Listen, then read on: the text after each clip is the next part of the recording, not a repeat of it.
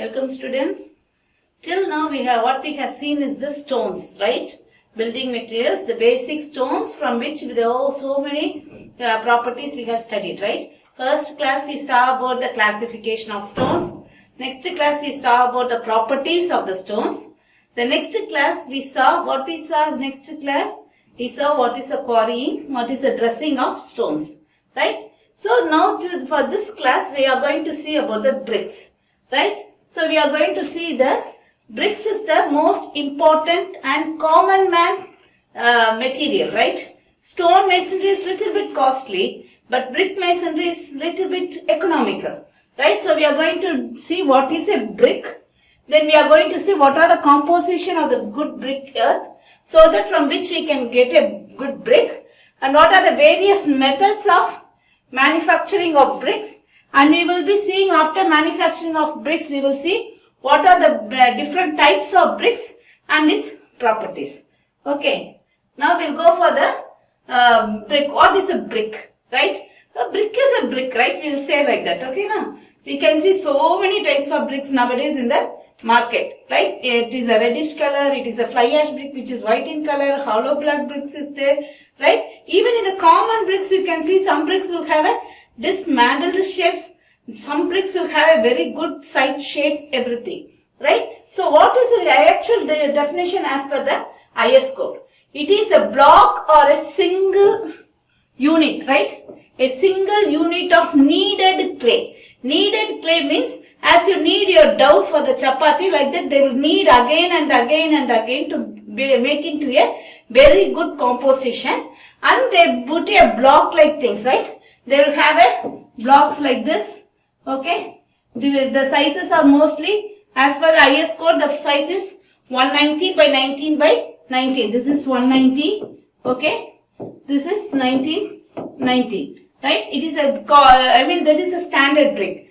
But mostly what is we use it in the, site is that 210 by 21 by 21, right? So in order to get a very good finish, we get by 220 by 21 by 21. Okay. So actually the clay is what we should have a good bearing capacity, right? So bearing capacity is the capacity of the soil to take the strength, right? That is the thing. And in many things that we will add lime, but already the lime will be present in the soil, right? So mainly either the clay may be made of a soil, or that is the bricks may be made of a soil or kneaded clay or sand and lime, right? Or concrete materials. Some coarse aggregate may also be added, small chips, baby chips in the hollow bricks, and fire hardened and air dried. Whether it will be air dried or it will be put it in the kiln where a huge fire is acted by which it gets strength, right? So this is a brick. So this is the most commonly used material by the man, right? For all the walls, the cheapest and economical material that we use it is the bricks. Okay. So mostly it is of rectangular shape, maybe of this shape or maybe of this rectangular shape. We will have a fog in it. Fog is the place where we put a name of the brand, or we have this for good bonding between the bricks, right? So these blocks are heated, dried, and they are used for the construction purpose. Okay, why do we want to go for a brick, right? What is the need of a brick that is in the construction field? The first one, it is energy efficient. Okay. So the brick is energy efficient. What is this energy efficient? Mostly it is that it absorbs the energy, heat from outside. It doesn't, pass it on to the inside. Okay, it is not conductive material. It is not a conductive material, right? And also what is that? The main thing, it is the thermal mass.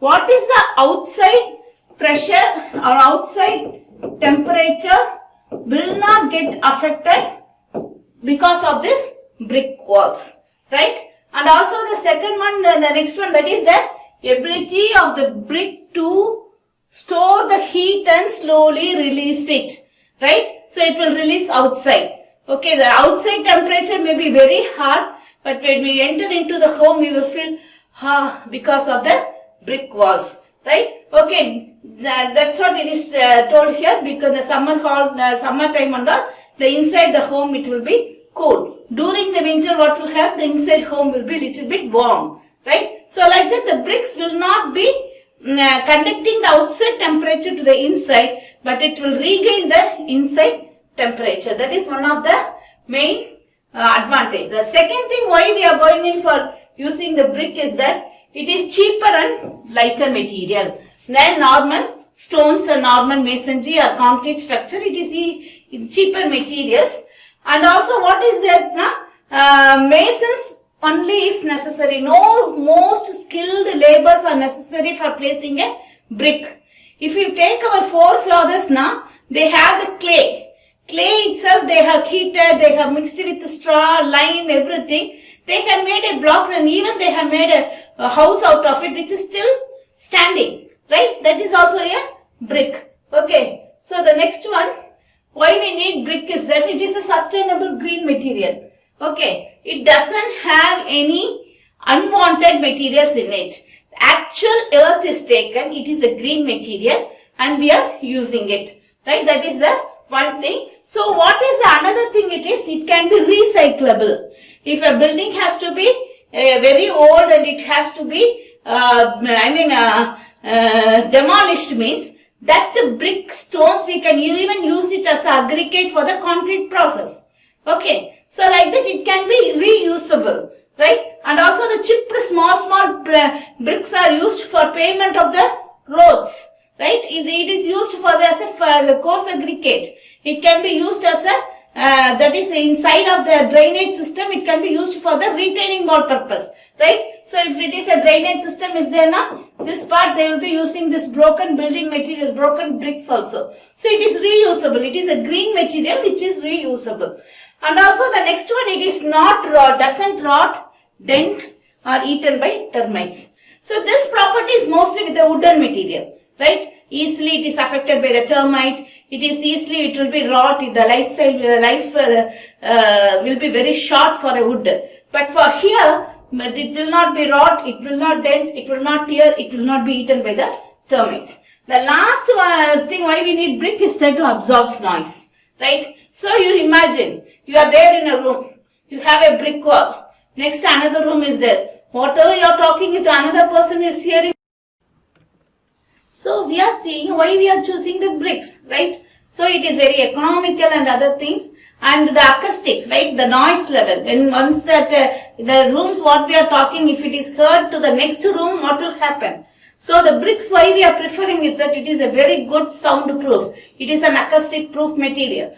The next one, it is easy to alter or modify a brick wall, right? If I have a special plan, if I want to alter it, easily I can alter. But if it is a concrete structure, right? This is a column, this is a beam, okay. So actually there will be foundation below, right? So once the foundation is there, then I can't alter the, position of a column, right? This I can't alter, this I can't alter. But the brick wall, I can have a load bearing structure like this in the brick wall something, and I can little bit alter my house, right? That is the thing. And demolishing of the structure is very easy with the brick wall rather than the concrete or a stone masonry structure. And it is economical, I told you, and also it is hard and durable. As the days go, because of the binding between the cement mortar or the lime mortar, it is very hard and it is fire resistance. You can see it can even withhold up to 1100 degrees centigrade without undergoing any distortions. Okay. So the next one, compressive strength is good enough. It is as per 1107. We are finding out the compressive strength of the bricks. When we find out the properties, we will see. And the compressive strength is very good. It will be more than 3.5 to 7. And also the maintenance cost is not low. It is almost nil. And the orientation of the sizes. We can have a half brick. We can have a full brick. We can have a bat, like that. Different types of bricks we can have.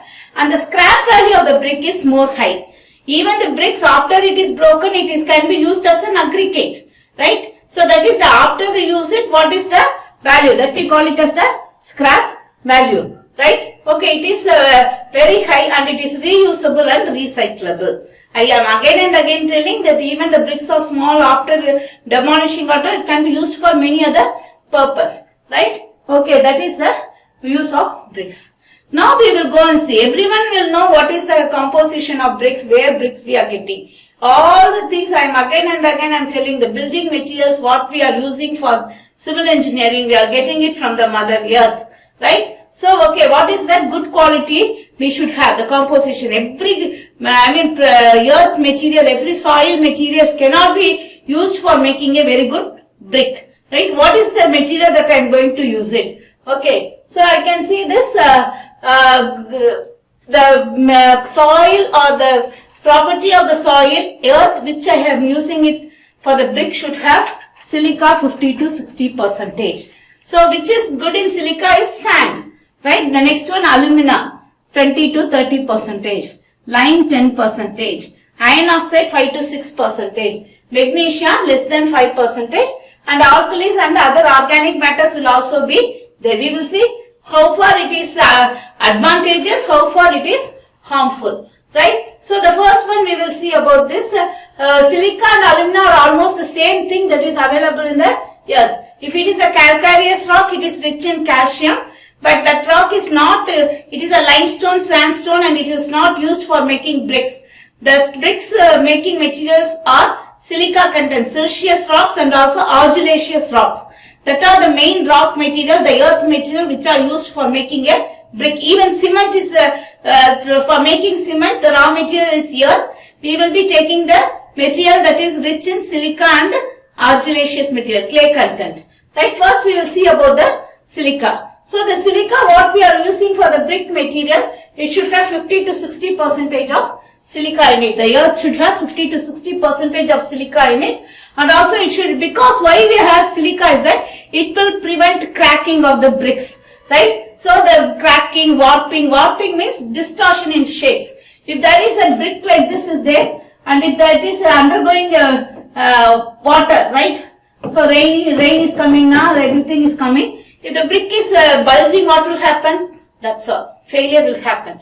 So for the warping of bricks, and also it will prevent the cracking. It is a very good, give durability to the bricks. It can be long lasting, and it destroys the cohesion between the particles, and the brick becomes brittle. If it is added in more content, then the brick will become brittle. It will easily break. The next one, it is the alumina. Alumina, it will have to have 20 to 30% of the alumina in it. Why the alumina content has to be this? It induces plasticity into the material, right? So actually, when I am going to apply a load here, if the load is going like this, it's okay, right? So after some time, the load should not reverse back, like that of a rubber band. If I am going to extend the rubber band to certain limit, the elastic property will be there, after which it will not regain its original position. So here this alumina helps the bricks to regain its position. It will not allow the bricks to come back to its original position. Original position is earth. It will not help to brittle. It will not help to demold itself, right? So it is very good, for the molding process. But if it is excess of 20 to 30%, what will happen? The brick will shrink, right? It is an adverse effect also. We will also see the adverse effect. The next one, it is the lime. So the lime should be in the range of 5 to 10% in a very good brick work, and it prevents shrinkage on drying, right? And also it causes silica in clay to melt, right? When we are heating, this lime melt itself and it fills the pores in it, and it will regain the strength. Okay. So the next one we will see the iron oxide. Iron oxide, all of you know, it is ferric or ferrous. Whatever the iron content that is there, it will give you imparted this orange color, the brick color to the bricks, right? This color it will be giving to the bricks. Okay. So what is the main thing of iron oxide? It gives weight, it increases the impermeability and durability, it gives strength and hardness to the bricks. The color, the particular brick color, it gives the color to the thing. And if the quantity becomes extent, then the brick will become yellow in color. The next one, it is a magnesia. The magnesia should be less than only 1%. If it is not, it is more than 1%, it has many adverse effects, right? So mostly it will impart the yellow color into the brick, and also responsible for reducing the shrinkage. Okay, so now we will see the harmful ingredients of the good brickwork. So we have seen the good brickwork should have silica, alumina, magnesia, ferric oxide and lime, right? Okay, in different quantities. So when these materials are present in the bricks in more quantities, what will happen? If the lime is there in more quantity, right? What will happen means it disfigures the bricks. This will dismantle the bricks. The bricks cannot be there in the rectangular form. On heating, the brick will fall, right? That is one of the thing. Okay. So you can see CaCO3 is the main thing, lime. When it is burning, quicklime is formed. So, okay. So after the brick, when it is soaking now, then there will be expansion of the bricks, which will cause the failure of brick if the lime content is more. Okay. So the next one we will see the iron pyrites, the ferric oxide, right? The ions, right? We saw that if there should be there to increase the red color in the brick color, but when it is found in extent, what will happen means if the brick will break into small pieces. Also, it discolorize the bricks if it is found into yellow color, right? Which is not permissible for the construction purpose, right? So the next one, it is the pebbles and gravels. Pebbles and gravels are not good because it will not help in the binding process. It will give pores to the earth, right? So actually, what will happen now? The kneading process cannot be uniformly done with the help of pores. So that is the mixing of clay will not be uniform. There will be pores in the bricks which automatically breaks give the brick a less strength and it will break. Okay. So this is another thing. The next one, it is the alkali. Alkali is a very bad thing for any brickwork. If the earth is having alkalis more, then what will happen now? It will form soda and potash, which will, when we are heating the bricks in the kiln now, this will twist, this will warp, this will discolorize, this will distort, all the things will happen, right? So actually, if I want the brick to be this shape, right? So after this heating, what will be the brick shape means like this it will be. Or it will be, rather than this, it will shrink like this. Okay, the size will be shrinking like this. So all these things will happen because of the presence of alkalis, which is a very bad thing. This is the alkalis, what will happen? It will absorb, after even the burning, it will absorb the moisture and it will for make the brick masonry also will have a cracks. Right? It will enlarge in size and it will bond the cracks. So it will have to be very essential when we go in for if the earth is having an alkali in it. And also it will undergo an efflorescence. Efflorescence means the calcium carbonate along with the alkalis, it will move out potash and caustic soda. So what will happen? The appearance will be very bad. Okay. So the next one, vegetation and organic matters. All the earth will have vegetation and organic matter, the dead leaf, dead animals, everything will be there in the thing. But if it is more, what will happen when we are burning the bricks? It will change the color of the bricks. Right? The black color will come and this organic matter that is inside the earth will get burned, leaving that place a porous one. Right? Okay. So this is very important. And also this organic matter will, along with the alkalis, it will form a carbonaceous matter which will formation of small pores, very porous bricks. Okay. So the carbonaceous material, as I told you, it will affect the color, it will form the pores in the bricks as like that of the vegetable matters. The next one, it is a sulfur. Sulfur is usually not found in the earth in a large quantity, but if there is a small sulfur, potassium sulfate or ferrous sulfate or sodium sulfate or calcium sulfate or magnesium sulfate, these are the sulfates usually present: calcium, magnesium, sodium, potassium and iron sulfate. Even the proportion is very small, then the carbon content in the clay will burn and it will reduce the strength, it will form the porous brick, right? Okay, so the color of the brick will change, it will have, if the sulfur is there, it will have white precipitation, other things. Okay, the next one, it is water. Water should be drinking water. Like good potable water is necessary for making a brick.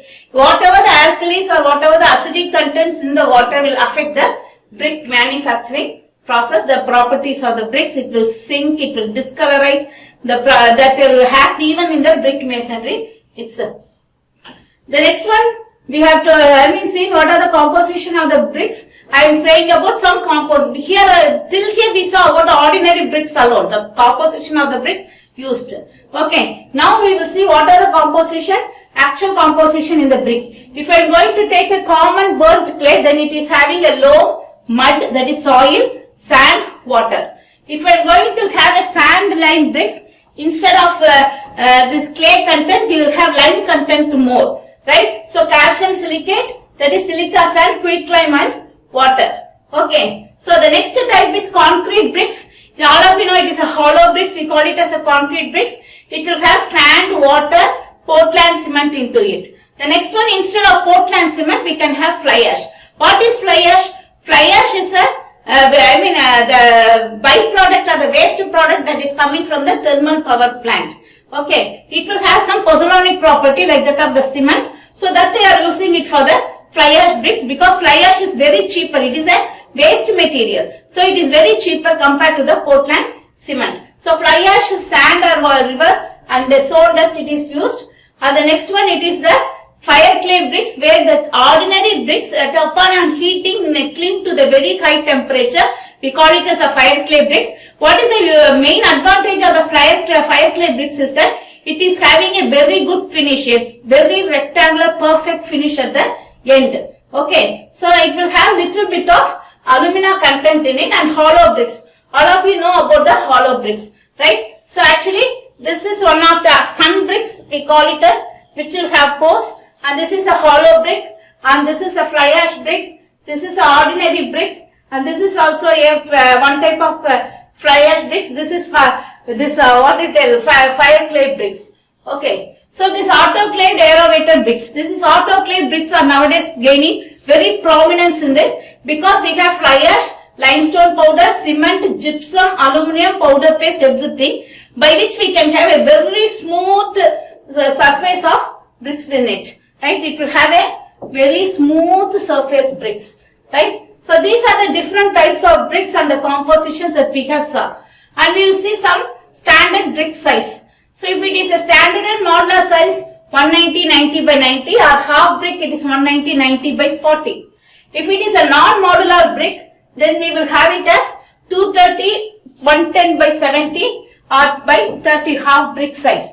And in eastern part of India, we have this peculiar size of bricks, 250, 125 by 75. But in other parts, we will usually use 230, 115 by 75. Okay. So the most imperial type is 222, 106, 73. The sand lime brick is 190, 90 by 90. That is the standard brick size. What is recommended by the IS code. And also, but we are not using the exact size in the main process. Okay. So the next one, it is the concrete bricks. Concrete bricks, we can have it of any size, but mostly we go in for 390. It is a hollow bricks. It is of very high. 1 and 190 by 190, 190 by 140 and 190 by 125 and 190 by 90. Okay. So by this I will complete this one. We have fly ash bricks. Fly ash bricks of different size, 230 and other things. Fire clay bricks of 210. Autoclave bricks 600 by 200 by 300. Hollow bricks of 395 by 190 by. Okay. So what is that we saw in today's class? Okay. So in today's class, what we saw is the bricks. Okay, we saw what is a brick, and also we saw what are the components or composition of the earthwork to make a very good brick, right? And what are the harmful elements in the earthwork which will adversely affect the brick. And we saw what are the different sizes of bricks, what is the different composition by which different bricks are formed. Okay, in the next class we will see about the manufacturing methods and the properties of the brick material. Okay, kindly go through it.